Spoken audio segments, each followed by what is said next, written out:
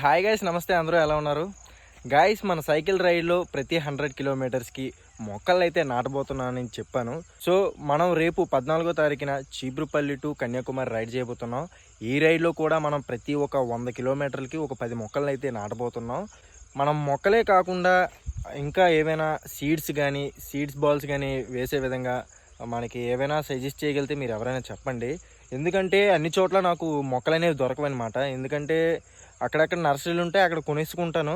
కాకపోతే ఏంటంటే ప్రతి 100 కిలోమీటర్లు 10 మొక్కలే కాబట్టి నేను అవే క్యారీ చేయగలను. నేను వెళ్ళేది సైకిల్ మీద కాబట్టి ఆ మాత్రమే క్యారీ చేయగలను. మళ్ళీ దొరకని చోట ప్రాబ్లం అవుతుంది.